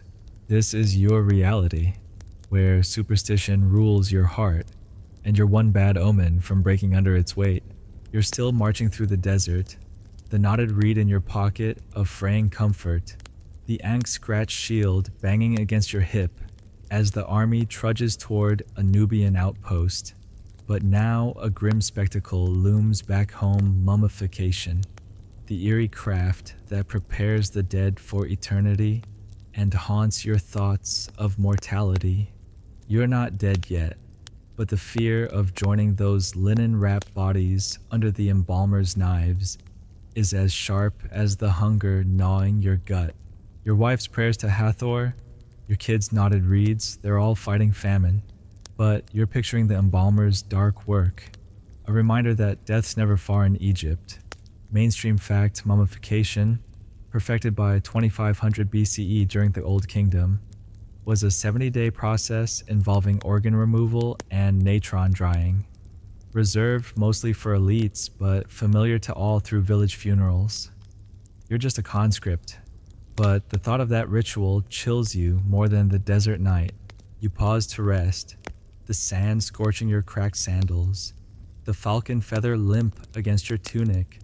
The camp's abuzz with talk of a fallen soldier, his body sent back for burial, and you can't shake the image of embalmers at work, bronze hooks pulling brains, linen strips coiling like snakes. A quirky tidbit: some embalmers scattered onion skins during the process, believing they repelled death spirits. You've seen those skins littering a village funeral, and the memory makes your myrrhless mouth taste sour. You're not elite, so your mummification would be simpler, less natron, cheaper linen, but the process still feels like a violation, a final theft of your body's peace. The fisherman, your campmate, squats nearby, his clay charm clutched tight. He's heard the same tales of embalmers chanting to Anubis, their hands slick with resin, slicing bodies under torchlight. You've both seen village processions, where even peasants get basic wrappings, their families scraping for natron to honor Osiris. Historians still argue whether mummification gave Egyptians comfort or just fueled dread. Some say it promised eternal life. Others say it obsessed you with death's grip. You're leaning toward dread, especially now, with war's threat and famine's shadow, making every day feel like a step toward the embalmer's table. You crack a joke to dull the fear. If Anubis wants me, he'll need a better hook. The fisherman grunts, his eyes distant, and humor feels as frail as your shield. You march again, the sickle heavy, your thoughts stuck on the village embalmer, a wiry man with stained hands, his hut reeking of myrrh and decay. You've watched him work once, wrapping a potter's wife, her body shriveled under natron, her face a waxen mask. Your wife was there, burning papyrus for Hathor. Her chipped faience bead a quiet prayer. You're not sure if you want that fate your organs jarred. Your body's stuffed with sawdust, but the alternative, a hasty desert burial, risks your soul's journey. Another quirky tidbit: some families slipped amulets into linen wraps, believing they guided the dead past underworld demons. You've got your scarab amulet, flip backward, and you're half tempted to ask your wife to tuck it in your wraps, just in case. The desert sun climbs, and you're sweating through your tunic. The ankh on your shield, a faint hope. You've heard of soldiers buried where they fall. No embalmers, no rites, their souls lost to the sands. The thought makes you clutch your knotted reed tighter, as if it could ward off that fate. Back home, your wife's probably at the Isis shrine, her pregnancy a fragile light against famine's darkness. You wonder if she's thinking of mummification too, preparing for the worst. You crack another joke, half to yourself: if I mummified, tell them to skip the onions. It's grim, but it keeps your heart from racing too fast. The fisherman's coughing again, and you're praying he doesn't need the embalmers soon. Night falls. The camp a sprawl of weary men. The air thick with dust and fear. You're on your mat, the stars cold above, and you picture the embalmer's hut, its walls lined with natron jars. You've seen the elite's tombs, their bodies gilded, while yours would be a rough linen shroud, maybe a chipped ankh for luck. The process is Egypt's promise of eternity, but it feels like a thief, stealing your last breath for the god's sake. Another joke slips out, whispered to the dark: if Osiris wants my heart, he'll need a sharper knife. It's weak, but it grounds you. You think of the pyramid laborers, the slaves, all facing the same end, their bodies bound for the same ritual knife. You're not dead yet, but mummification's shadow follows you, a reminder that Egypt's obsessed with death as much as life. your wife's prayers, your kids' toys they're fighting for now. But the embalmers wait for everyone. You're just a farmer, a conscript, caught in a world where every battle, every famine, pushes you closer to that linen shroud. This is Egypt, where death's craft is as brutal as the life you're fighting to keep, and you're one misstep from meeting the embalmer's blade. You're still huddled in the desert camp, the stars a cold judge above, your knotted reed clutched tight as you try to sleep on a sandy mat. But now, a familiar weight presses harder taxes, the relentless hand of Egypt's system that squeezes your every grain and breath. The war's stalled, and you're stuck here. But a messenger's news from home stings worse than the Nubian threat. The tax collectors doubled your village's dues to fund Pharaoh's campaign. Your wife's struggling with famine, her pregnancy straining her, and now she's forced to give up more barley you don't have. You're not just a conscript. You're a farmer whose life's harvest fuels a machine that doesn't care if you starve. Mainstream fact, ancient Egyptian taxation was brutal, with the records from the Middle Kingdom around 2000 BCE showing peasants owed up to 20% of their crops to pharaoh, temples, and nobles, often leaving families on the edge of survival. You're drowning in a system where every seed you sow feels like it's already claimed. You shift on the mat, the falcon feathers scratching your skin, the air thick with dust and the faint rot of uneaten rations. Back home, you picture your wife bartering her copper anklet for a sack of lentils, her chip fans bead no shield against the collector's clay tablet. A quirky tidbit, some villagers hid grain in hollow reeds, believing it fooled tax scribes who tallied harvests with reed pens. You've tried it once, burying a jar under your hut, but the elder's men found it, and your whip back still bears the cost. You're not sure if your wife's risking the same, but the thought of her facing that post makes your scarab amulet feel like a lie. The fisherman, your campmate, coughs nearby, his clay charm dangling as he mutters about his own debts. You've both seen tax collectors at work, burly men with bronze amulets, their baskets heavy with your barley while your kids eat dust. Historians still argue whether Egypt's tax system fueled its grandeur or broke its people. Some say it built pyramids and temples, others say it crushed peasants into despair. You're feeling the despair, especially now, with your family scraping by and you stuck fighting a war that's not yours. You crack a joke to dull the ache. If Pharaoh wants my grain, he can fight the Nubians himself. The fisherman snorts, but hunger chokes the laughter. Humor's your crutch, but it's splintering under this weight. You're ordered to drill at dawn, your sickle clumsy, your shield a frail hope. The captain's talk of victory means nothing when your wife's handing over grain she can't spare. You've seen collectors seize entire harvests, leaving families to beg or sell themselves into slavery. Your own brush with that fate still haunts you. Another quirky tidbit, some peasants offered tax charms, clay ankh pendants, hoping to soften scribes' tallies. You've got one, chipped and useless, tied to your belt beside the knotted reed. It didn't help last time, and it won't now, but you're desperate enough to keep it. You mutter a prayer to Ma'at, not for justice, but for mercy your family needs. The march resumes, the desert sun scorching, your sandals fraying like your hope. You think of your wife, maybe kneeling at the Isis shrine, her prayers drowned by the collector's demands. Your kids are probably foraging, their clay toys forgotten, their bellies empty. You've heard of villages rebelling against taxes, their fields burned as punishment, and you pray yours isn't next. You crack another joke, half to yourself if Ma'at's got scales. She's weighing my grain wrong. It's grim, but it keeps you moving, one step at a time. The ankh on your shield, a fading mark. The fisherman's weaker now, his cough worse, and you're wondering if he'll make it home to face his own taxes. Night falls, the camp a sprawl of exhausted men, the air heavy with fear and sweat. You're given a scrap of bread, half what you need, and you chew slowly, picturing your wife's hands, rough from weaving, giving up your last sack of barley. You've seen nobles' granaries stuffed while your hut's bare, their villas untouched by the famine you're fighting. Another joke slips out, whispered to the dark, "If I'm taxed again, I'm sending Pharaoh my sandal. It's weak, but it grounds you.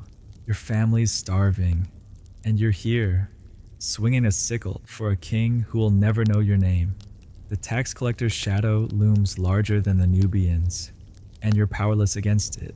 You lie awake, the desert's chill biting, your scarab amulet a cold reminder of home. You think of the pyramid laborers, the slaves, all bled dry by taxes like you. Your wife's pregnancy, your kids' hunger, they're fighting a battle you can't join. And the collector's tablet is a blade at their throats. Egypt's a land where your sweat feeds the elite, and you're just a farmer, one missed payment from ruin. This is your world, where taxes are a noose, tightening with every harvest, and you're choking on the rope. You're still curled on your sandy mat in the desert camp, the tax collector's shadow lingering like a bad omen. Your scarab amulet a faint tether to home as the dawn's heat creeps in. But now a new grind weighs on you, the dangerous trades that define Egypt's backbone, where every day's work could be your last. The war's dragged on, and you're not just a conscript. You're a farmer who knows the risks of crafts like quarrying or mining, trades that power Pharaoh's glory, but break men like you. Back home, your cousin works the limestone quarries, and his letters scratched on potsherds tell of crushed hands and early graves. You're praying you'll return to your fields, not a trade that chews up lives faster than famine. Mainstream fact, ancient Egyptian laborers in high-risk trades like mining face short life expectancies, with archaeological evidence from 2000 BCE showing workers in Sinai copper mines often died before 35 from injuries or exhaustion. You're caught in a world where work is a death trap, and the thought of trading your hoe for a chisel is a brutal prospect. You rise, your welts aching, the falcon feather brittle against your tunic, and grip your sickle. Grateful is not a quarryman's pick. The camp smells of sweat and stale beer, the air heavy with dust that reminds you of the quarries your cousin described choking clouds, rocks that slip without warning. A quirky tidbit, some miners tied turquoise beads to their tools, believing they pleased Hathor, patron of mines. You've seen those beads on a trader's stall, but they're no shields against collapsing tunnels. Your cousin's last letter mentioned a cave-in that killed 3 men, and you're clutching your knotted reed, hoping you're never forced into that life. The fisherman, your campmate, coughs beside you, his clay charm swinging as he sharps his spear. He's heard of fishermen drowning in Nile nets, tangled in reeds while crocodiles circled, but he says it's better than mining. You've seen quarrymen in the village, their fingers mangled, their eyes dull from years of hammering stone. Historians still argue whether these trades were honorable or just deadly necessities. Some say workers took pride in building Egypt's wonders. Others say they were coerced into sacrificing their lives.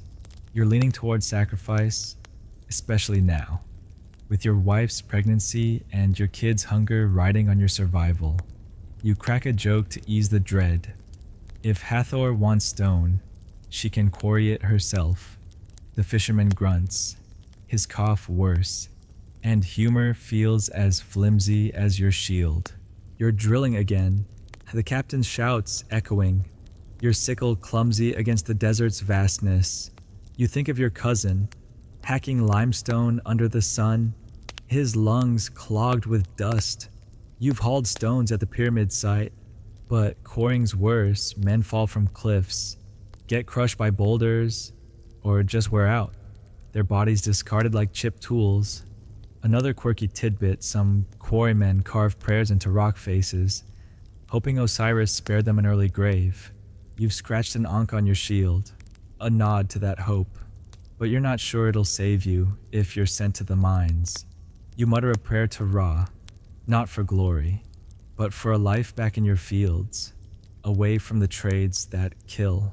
The march resumes, the heat searing, your sandals fraying like your nerves.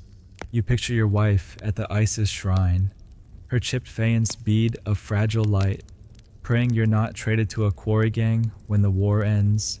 Your kids are foraging, their clay toys dusty, and you're terrified of leaving them fatherless. You've heard of miners' widows, begging in markets, their husbands buried under rubble. You crack another joke, half to yourself if I'm quarrying. I'm carving a bed first. It's grim, but it keeps your heart steady. The fisherman's lagging, his breath ragged, and you're wondering if he'll survive to fish again, let alone face a deadlier trade. Night falls, the camp a sprawl of weary men, the air thick with fear and the faint tang of blood from a soldier's wound. You're given a scrap of bread, and you chew slowly, thinking of your cousin's letters, tales of men blinded by stone chips, their families left to starve. You've seen the elite's monuments, built on the backs of men like him, while your taxes fuel their glory. Another joke slips out, whispered to the dark if Osiris wants limestone. He's got my cousin's address. It's weak, but it grounds you. Your family's fighting famine, and you're fighting to stay a farmer, not a broken miner in Hathor's deadly embrace. You lie awake, the desert's chill biting, your scarab amulet a cold reminder of home.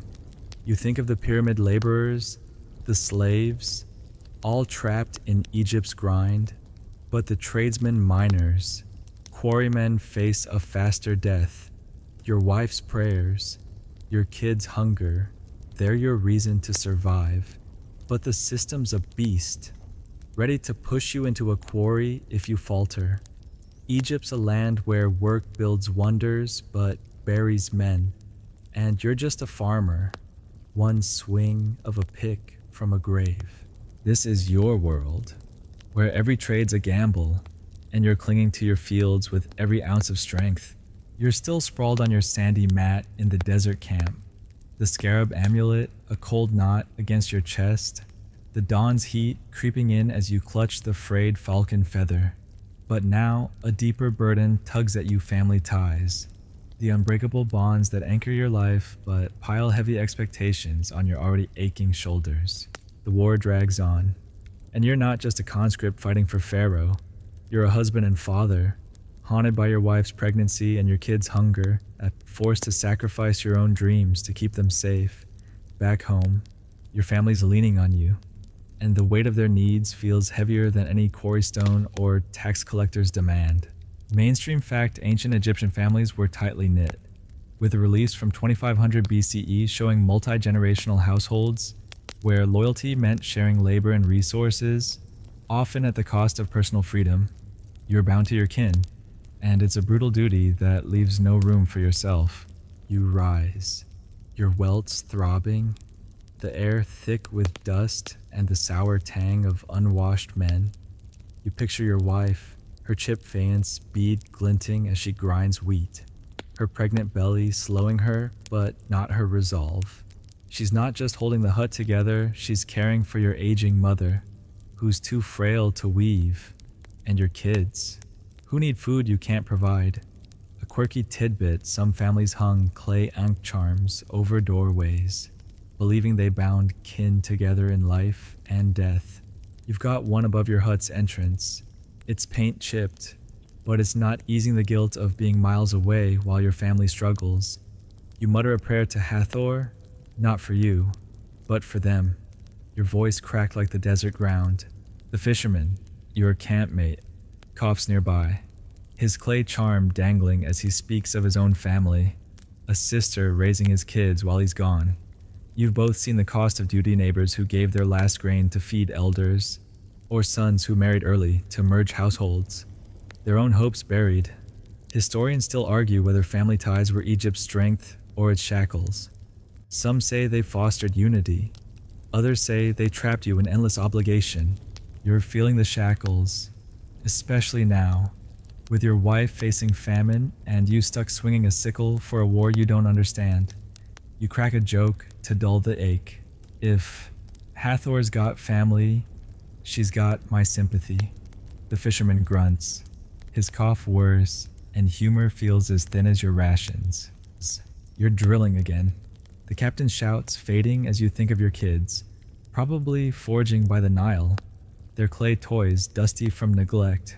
You've taught them to honor kin, carry water for your mother, obey your wife, but it's a heavy lesson for small shoulders.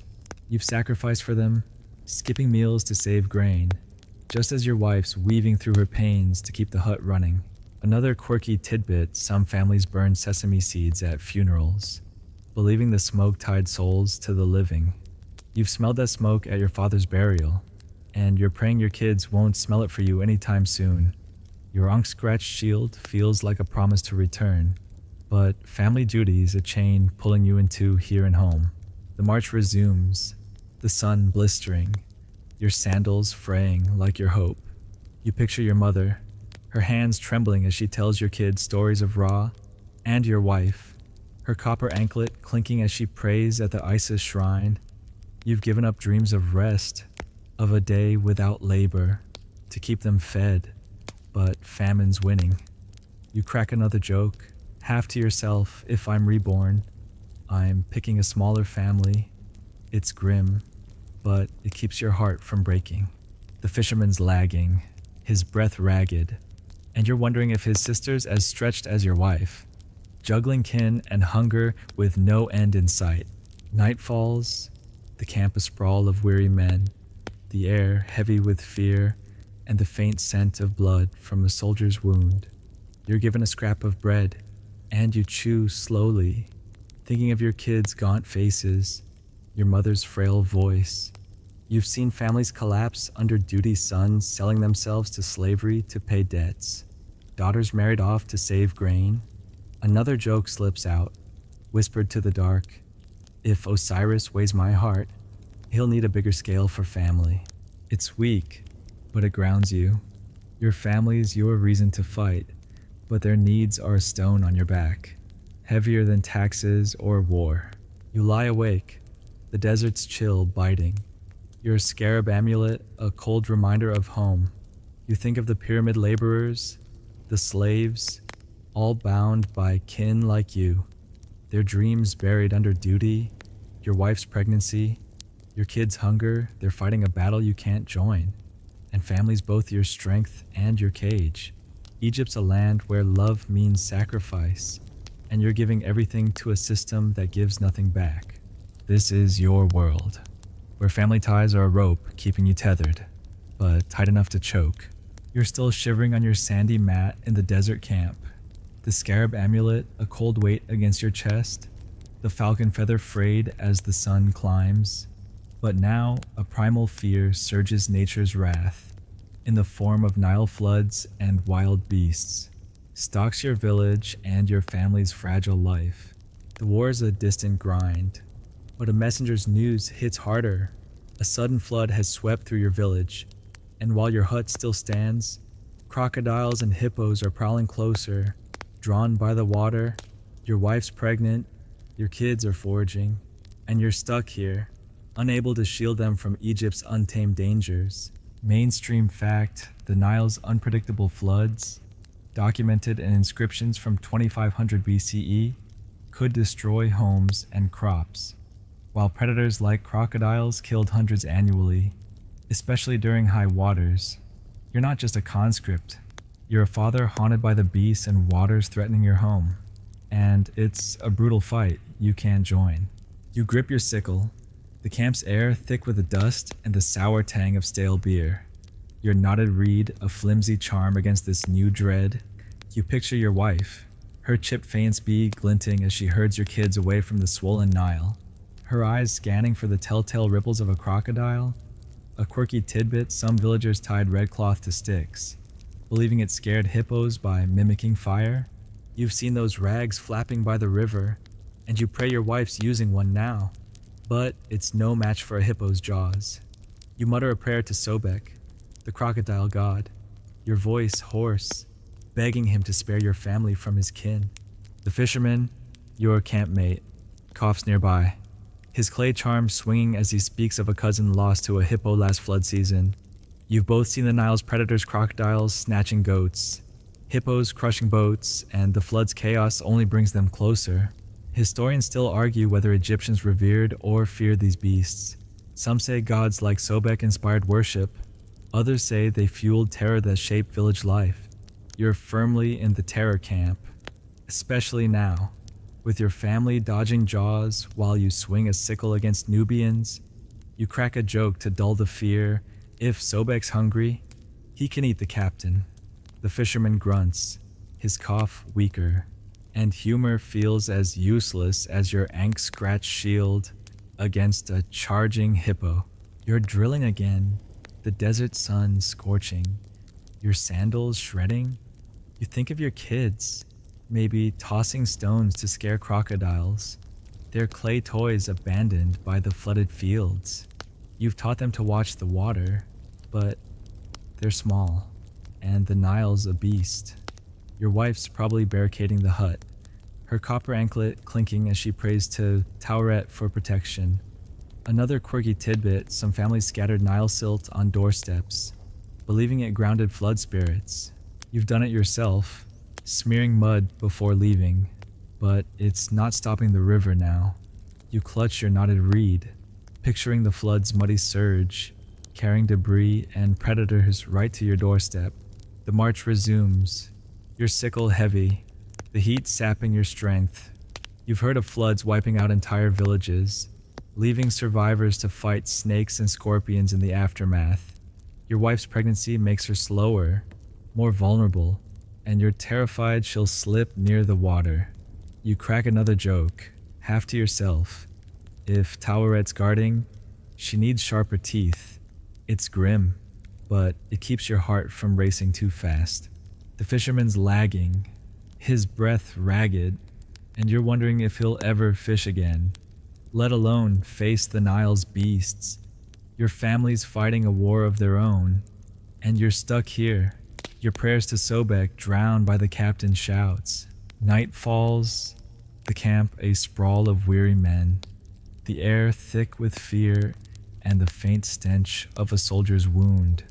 You're given a scrap of bread, and you chew slowly, thinking of your kids' gaunt faces, your wife's hands trembling as she watches the river.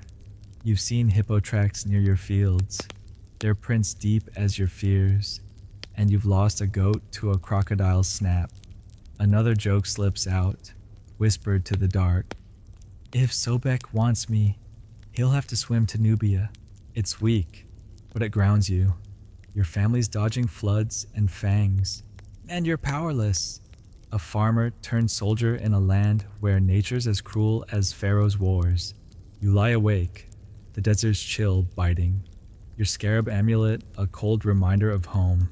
You think of the pyramid laborers, the slaves, all facing the same wild threats, floods that drown, beasts that kill. Your wife's prayers, your kids' stones, they're fighting a battle you can't join. And the Nile's a foe no sickle can slay. Egypt's a land where water gives life, but takes it just as fast. And you're just a man, praying your family outruns the river's wrath. This is your world, where floods and beasts are as deadly as hunger, and you're clinging to hope with every shaky breath. You're still sprawled on your sandy mat in the desert camp, the scarab amulet a cold weight against your chest, the falcon feather brittle as the morning heat builds. But now a different force looms over you priests, Egypt's mystic gatekeepers, whose power binds your life to their rituals and drains your meager wealth. The war's a distant grind, but a letter from your wife, scratched on a potsherd, tells of a priest demanding extra grain for a cleansing ceremony to appease Sobek after the flood. Your family's starving, your wife's pregnant, and you're stuck here, unable to shield them from the priest's grip. Mainstream fact priests in ancient Egypt held immense influence, controlling vast temple lands and wealth, with records from 1500 BCE showing they owned up to 30% of arable land, funded by offerings and taxes from peasants like you. You're not just a conscript, you're a farmer whose faith is a chain, and the priests hold the key. You shift on the mat, the air thick with dust and the faint stench of rotting rations. Your knotted reed, a frail charm against this new burden. You picture your wife, her chipped fan speed glinting as she hands over barley you can't spare.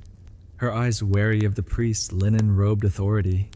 A quirky tidbit some priest smeared honey on temple statues, believing it lured gods to accept offerings. You've seen the sticky residue at the village shrine, and you wonder if your grain's feeding Sobek or just the priest's pantry. You mutter a prayer to Hathor, not for yourself, but for your wife's strength to navigate this sacred extortion. Your voice lost in the camp's clamor. The fisherman, your campmate, coughs nearby, his clay charm swinging as he speaks of a priest who blamed his sister's illness on a missed offering. You've both felt the priest's power demanding reeds for temple boats, grain for festivals, even your time for rituals that leave you exhausted. Historians still argue whether priests were spiritual guides or exploitative elites. Some say they unified Egypt through faith. Others say they bled peasants dry to maintain power. You're feeling the bleeding, especially now, with your family scraping by and you swinging a sickle for Pharaoh while priests claim your harvest. You crack a joke to dull the sting. If Sobek's eating my barley, he owes me a crocodile. The fisherman grunts, his cough weaker, and humor feels as flimsy as your ankh-scratched shield. You're drilling again. The captain shouts, fading as you think of the priest's visit, his bronze ankh gleaming while your wife begged for leniency. You've seen their temples, walls carved with gods, while your hut leaks and your kids eat lentils. Their rituals chants, incense. Animal sacrifices cost you grain you can't afford, yet you're too scared to skip them, fearing Sekhmet's wrath or a cursed harvest. Another quirky tidbit, some priests wore leopard skin cloaks, believing they channeled divine ferocity. You've seen one striding through the village, and it felt more like intimidation than divinity. You clutch your knotted reed, picturing your wife at the Isis shrine, her prayers mixed with resentment as she surrenders your last sack of barley. The march resumes, the sun scorching, your sandals fraying like your patience. You think of your kids, foraging by the Nile, their clay toys dusty, while the priest's storerooms overflow. You've heard of villages withholding offerings, only to face divine punishments. Fields burned, families shunned. You crack another joke, half to yourself if Hathor's broke. She's not getting my beer. It's grim, but it keeps your anger from boiling over. The fisherman's lagging, his breath ragged, and you're wondering if his sister's still paying priests to pray for him. Your family's fighting famine and floods, and the priest's demands are a blade at their throats, sharper than any Nubian spear. Night falls, the camp a sprawl of weary men, the air heavy with fear and the faint tang of a soldier's wound. You're given a scrap of bread, and you chew slowly, thinking of your wife's hands, rough from weaving, giving up grain for Sobek's favor. You've seen priests live in villas, their kids fat while yours starve, their faith a luxury you can't afford. Another joke slips out, whispered to the dark. If Osiris needs grain, he can talk to the taxman. It's weak, but it grounds you. Your family's bound to the priest's whims, and you're powerless. A farmer turned soldier in a land where faith costs more than you can pay. You lie awake, the desert's chill biting. Your scarab amulet, a cold reminder of home. You think of the pyramid laborers, the slaves, all bled by priests like you, their offerings fueling temples while their huts crumble. Your wife's pregnancy, your kids' hunger, they're fighting a battle you can't join. And the priest's rituals are a weight heavier than taxes or war. Egypt's a land where faith is a tax, and you're just a man, paying with your sweat and prayers for a mercy that never comes. This is your world, where priests hold a god's leash, and you're caught in their sacred snare.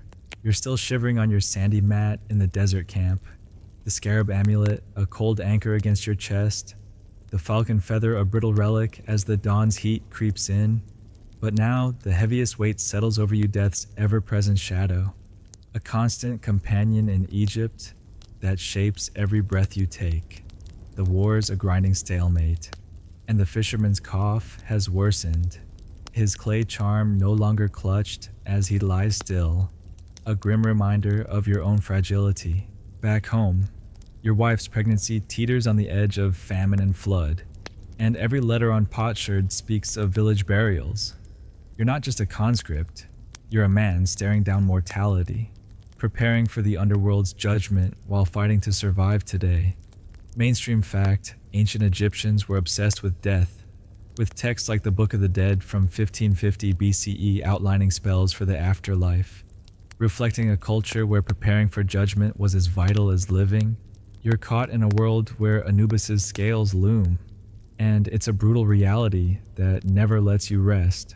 You rise, your welts a dull ache, the air thick with dust and the faint stench of the fisherman's fevered sweat. You check his pulse, weak, fading, and wrap his cloak tighter. Muttering a prayer to Osiris, you picture your wife, her chip faience bead glinting as she prays at the Isis shrine, her unborn child, a fragile hope against the village's growing graveyard, a quirky tidbit some Egyptians buried mirrors with the dead, believing they reflected the soul to the gods. You've seen one, cracked in bronze, at a neighbor's funeral, and you wonder if your wife's keeping yours safe, just in case. Your knotted reed feels useless now, a child's charm against death's inevitability. The camp's quiet, the men subdued as they watch the fishermen fade. You've seen death before fever, floods, crocodiles, and each loss carves a mark on your heart. Historians still argue whether Egypt's death obsession gave comfort or fueled anxiety. Some say it offered hope for eternity. Others say it trapped you in fear of judgment.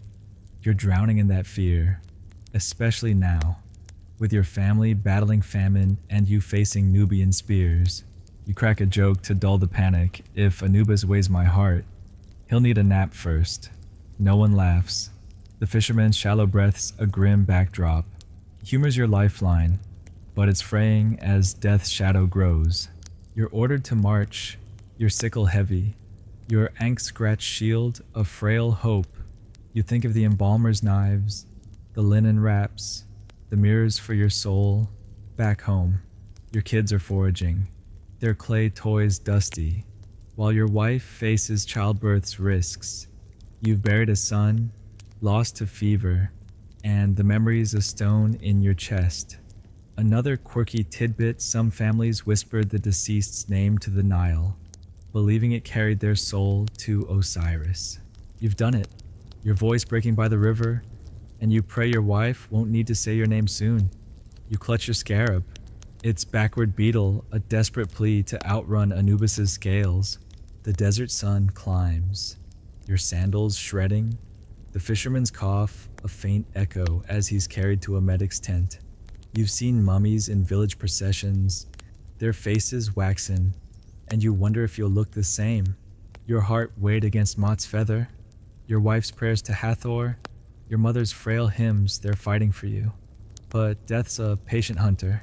You crack another joke, half to yourself. If Osiris wants me, he'll have to chase me to Nubia.